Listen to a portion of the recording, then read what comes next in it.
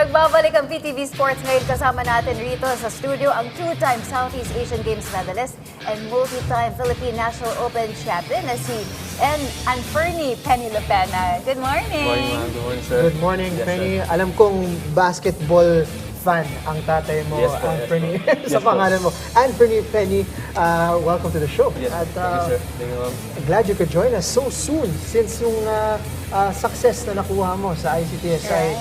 na championships. Was that just 1 week, 2 weeks ago? 2 weeks ago. Yes. Congratulations, no? Si Penny is one of the veteran athletes natin Yes. dito sa ating bansa. You've been, playing for the country for so many years For a already, decade no? now, for 10 years. Since 2015 to 2025 last year. ma'am. Wow. Pero Penny, kwentuhan mo naman kami, paano ba nagsimula yung journey mo sa athletics? Part din ako ng grassroots ng palarong pambansa. I won a gold medal sa 400 nung sa 40 high school ako din. I think it was my turning point. Yun, sunod-sunod na yung opportunity hanggang napag-aral ako sa Manila. Then, suddenly, naging part na ako ng national team for almost a decade, 10 years. So nagsimula sa Bohol? Yes, sir. Simula sa Bohol. And then at what point lumipat ka ng Manila? Kasi alam ko dati kasi yung sa Visayas wala masyadong scholarship. Alam ko talaga sa Manila lang meron. So, nung nag-gold ako, yun yung ticket ko na makapag-aral ako. To help also my parents sa financial. Right. Yes, sir. So nakasama ka sa Binil, tama? Yeah, siyempre, And nag-compete ka rin sa NCAA. yes, sir. Mga ano, no? Kaya ko ang gintong. I was a former former ASA records sa 100 and 200. Then nag-break last year. Yes. Then parang 8 times gold medal po ang nakuha ko sa NCAA. Grabe. Talagang umahakot ang medal to si Penny. And as a matter of fact, ito nga sa katatapos na ICTSI Athletic Championship is naka-gold and Yes, silver ka. Right. Now, gold and bronze, Yes. Gold and if I'm bronze. not mistaken. Pero sa sobrang tagal mo na from the 2025 Southeast Asian Games, ano sa tingin mo yung naging susi ng tagumpay mo na up until now, talaga namang competitive ka pa rin? Siguro para sa akin, hindi lang sa talent. It's more on work ethic talaga and balance. Kasi sa mga 30 pataas talaga, more on smart training na po. Alam natin kung when to push, when to recover, and when to stop. So, dahil doon, naging smart training ako, in-adjust yung training ko, yung recovery ko, more sleep, nutrition, hydration. Yun po talaga naging susi na until now, I'm still one of the top talaga na sprinter sa Philippines. But how do you keep yourself motivated? I mean, for some athletes talagang nakakaroon sila ng burnout. But Yes. for you, you've remained competitive up until this moment. Para sa akin, I enjoy training, I enjoy competing. Kaya parang until now, nagagawa ko pa rin siya maging competitive dito sa local, international. Kasi ini-enjoy ko lang ang training ko, ini-enjoy ko lang laro. Kumbaga, pressure is privilege, but pag hindi mo kasi na-enjoy yung isang bagay, yun ang mag-start ng downfall, pagiging burnout, parang wala ka nang gana maglaro, mag-training. So, yun ang naging motivation ko na enjoy every moment. You love to see it, no? Talagang nakikita namin yung passion mo para sa athletics at sa discipline mo in particular, no?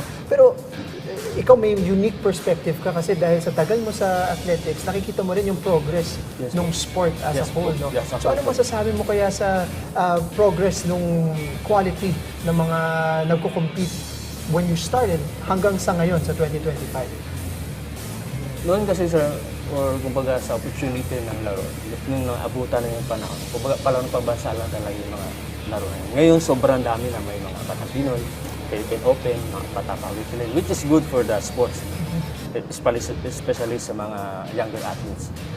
So, habang may mga ganung laro, mas marami tayong nadidiscover na mga younger athletes. Noon kasi, more na nadidiscover dito lang sa Manila. Ngayon, nationwide na siya. Kaya yung pinakita ko na news kanina na may dalawang athletes na maglalaro sa Indonesia Under 18, which is part of the program ng Batang Pinoy, Grassroots, and Philippine Open.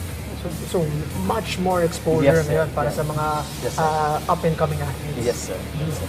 Mas Now, marami na po talaga. nabanggit mo na marami ng bagong mga youth or Yes. new generation runners. Sa tingin mo, para hindi nila. Hindi may ansinan diba? Yeah, so, siguro, discipline pa rin sa training kahit alam ko naman na sa edad, wala akong panalo talaga eh. Kasi hindi, ang edad ko hindi na umaatras, paabante. Pero kung usapang performance, work ethic, discipline, siguro dun ko sila malalamangan sa motivation ko na gusto ko pa rin mag-compete, gusto ko pa rin maging top of sa country. Siguro dun ako medyo lamang sa kanila. Pero sa mga younger athletes na makakalaban ko talaga is mga bata na talaga, yun ang wala akong panalo. Sa edad, wala akong panalo. Yun, isa sa mga unique sa career mo, no, Anfernee, is yung pagiging sailor, athlete mo. Yes po, yes po. You know, perhaps marami actually mga atleta natin na part of the armed forces na nagre-represent din para sa bansa. For you specifically, anong ibig sabihin na ikaw ay sailor athlete, hindi lang atleta para sa Pilipinas? Malaking karangalan po sir na parehas ko na represent ng soldier athlete, Philippine Navy at the same time na-represent ko yung bansa sa international competition. So, pag nasa competition kami, we wear the uniform, talagang responsibility namin na ibigay ang best para sa bansa. And malaking karangalan na may pagsabay ko ang maglingkod sa bayan and at the same time, represent ko din ang Pilipinas. Curious lang din ako, paano mo napagsasabay yung pagiging sailor mo sa Navy Yes, sir. at the same time pagiging atleta? At malaking tulong ba para sa iyo yung pagiging sailor mo sa isang highly, kumbaga madugo ang training sa Navy? Yes po, yes po. May tinatawag kasi kami parang DS po. Kumbaga, detachment service. Kumbaga, binibigyan kami ng opportunity ng Sir General Browner na makapag-training kami, makapokus kami, lalo na yung mga part po ng national team. Para po, pagdating ng competition is talagang mangibabaw kami sa laro.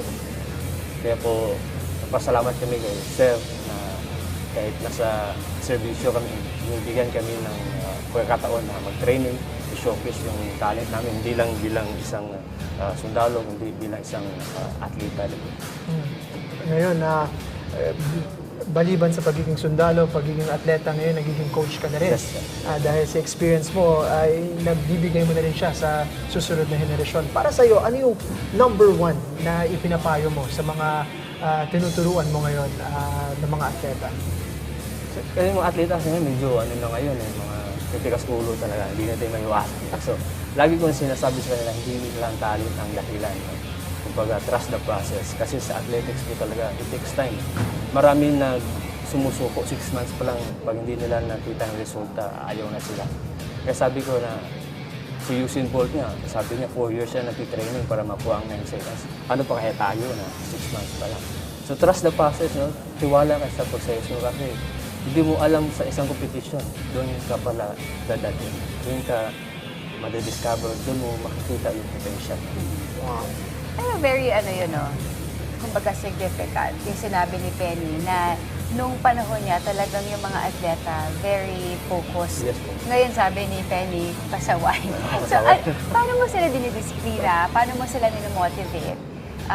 Para, yun nga sabi mo, just trust the process. Yes po. At the same time, sa tingin mo ba, since gano'n na nga yung mga attitude ng mga kabataan ngayon, magpo-progress pa rin sila, Yes po.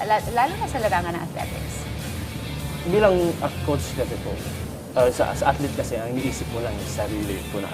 Pero kung bilang coach, iba-iba po yung athlete. May kanyang strength, may weaknesses. May ibang athlete na kailangan mo talaga suyuin. May ibang athlete na isang sabi mo lang, nakikinig mo talaga. So, bilang coach, dapat matutunan mo sila. Good listener ka din. Paano mo sila i-motivate. Paano ka ikaw makapag-adjust sa kanila para the next time, kahit yung mga titigas na bata, susundin ka na nila. Kumbaga, yung respeto is not given eh. You earn it from them. So, malaking bagay ng coach na communicate, good listener, hindi lang, ito yung workout natin. That's it. Dapat sila din mismo magsasabi, Coach, masama ang pakiramdam. Coach, may problema sa bahay. Coach, ganito. Everything matters to them. Small details, kalaro. Na ano ito. Yun po. And for you, Penny, ano yung na-enjoy mo more? Being a coach or being an athlete? Both po. Both. I think I can still compete and the same time I want to coach. Mga tutunan ko throughout the career, I want to ibahagi sa mga younger athletes. And sa pagiging athlete, I think kaya ko pa naman. Kaya ko pa 100%. Alright. Yes. Finally, ano yung next for Penny and message to our viewers? Next for Penny, we'll see. I leave everything to God. Basta ako continue to work hard lang, stay prepared, and enjoy the moment. Enjoy the moment. Fantastic. Fantastic. Thank you so much, Penny, sa pagbisita dito sa amin sa PTV Sports. Thank you so much. Thanks, sir. Sa ulitin, Penny. Teammates, para masubaybayan ng PTV Sports at hindi ma-miss ang anumang aksyon, tunghayan ng aming programa sa free-to-air channel ng PTV4. Mapapanood din kami sa digital channels tulad ng For the Box Channel 12, TV Plus Channel 4 at sa iba pang Digibox. Hanapin lamang ang PTV Sports Network. Available din kami sa Sky Cable Channel 29. Para naman sa mas mabilis na updates at exclusive sports content, i-follow kami sa Instagram, TikTok at X, pati na rin sa Facebook at YouTube sa PTV Sports Network. At para tuloy-tuloy ang inyong panonood, subaybayan ang aming programa mula 8 a.m. hanggang 10 p.m. Siguradong buong araw ang aksyon. At so na po nagtatapos ang isang oras sa may init na sports balitaan. Ako po si Meg Chao sa Navaya. At ako po si Jing Hamlang at para sa aming guest na si Anfernee Penny Lopena. Salamat sa inyong panonood at magkita-kita tayo next week sa inyong favorite sports program. Ito ang PTV Sports.